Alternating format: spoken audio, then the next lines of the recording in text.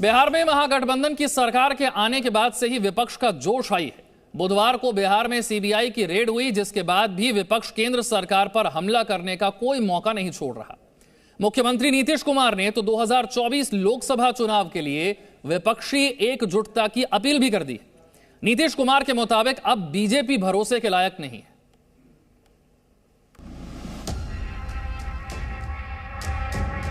बिहार में महागठबंधन की सरकार क्या आई, विपक्ष की ताकत जैसे दोगुनी हो गई हो। बिहार के बहाने विपक्ष चारों पहर 2024 का ही सपना देखता रहता है। बिहार के सीएम नीतीश कुमार तो आजकल सिर्फ 2024 की बातें छेड़ देते हैं।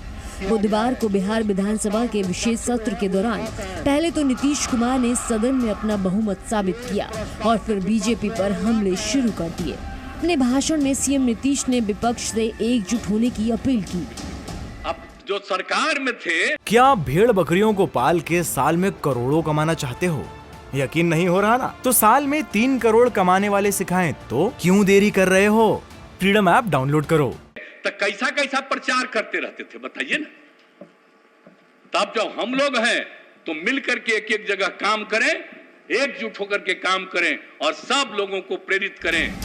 अपनी बात रखते हुए सीएम नीतीश कुमार आजादी की लड़ाई तक पहुंच गए। उन्होंने बीजेपी से सवाल किया और कहा कि आजादी की लड़ाई में वो कहां थे। आजादी से क्या मतलब था? 75वां साल में कह रहे थे कि ये होगा ये होगा। अरे भाई, आजादी की लड़ाई में कहां थे? बुधवार को बिहार में सीबीआई की रेड के बाद बयानबाजियों का दौर भी जोरों पर है। बुधवार को सदन में ही बिहार के डिप्टी सीएम तेजस्वी यादव ने भी रेड को लेकर बीजेपी पर निशाना साधा। तेजस्वी ने कहा कि बीजेपी के 3 जमाई हैं, आईटी, ईडी और सीबीआई। एक ही फॉर्मूला है भाजपा का कि भैया जो डरेगा उसको डराओ अपने जमाइयों से, और जो नहीं डरेगा उसको खरीदो। बुधवार को सीबीआई की रेड के बाद आरजेडी के एमएलसी सुनील सिंह ने मीडिया से बात की।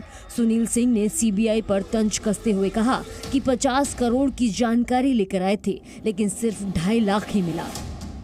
जो सबसे तेज तर्रार टीम था उसको यहाँ बुलाया गया। पूरे बिहार में जो रेड हुआ है उसका जो सबसे तेज तर्रार अफसर है, जो 10 नंबर में भी रेड किया, उसको स्पेशली मेरे पास भेजा गया और कहा गया कि वहां पर कम से कम आपको 50 करोड़ मिलेगा। पूरा हमारा फॉल सीलिंग तोड़ दिया, पूरा मेरा घर तहस नहस कर दिया और मात्र ये कितना रुपया पाए? 2,56,940 रुपया।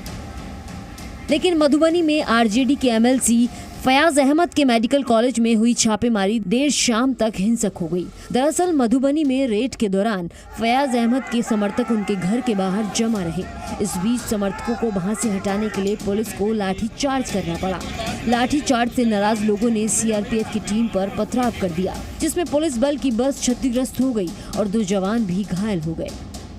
कुछ नहीं निकला है, समझा नहीं, ये पॉलिटिकल है। बाकी लॉ एंड ऑर्डर के सिचुएशन है, चलिए स्थानीय लोग पथराव लगातार सिक्योरिटी पर्सनल पर करऽ लगल, किंतु के विषय में ये गलत हुआ।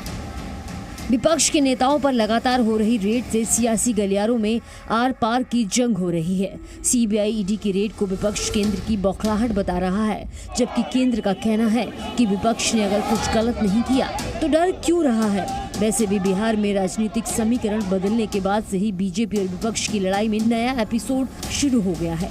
अब बड़ा सवाल ये है कि क्या विपक्ष की एकजुटता 2024 तक चलेगी या फिर बीजेपी विपक्ष पर भारी पड़ेगी। ब्यूरो रिपोर्ट, जी मीडिया। क्या भेड़ बकरियों को पाल के साल में करोड़ों कमाना चाहते हो? यकीन नहीं हो रहा ना? तो साल में 3 करोड़ कमाने वाले सिखाएं तो क्यों देरी कर रहे हो? फ्रीडम ऐप डाउनलोड करो।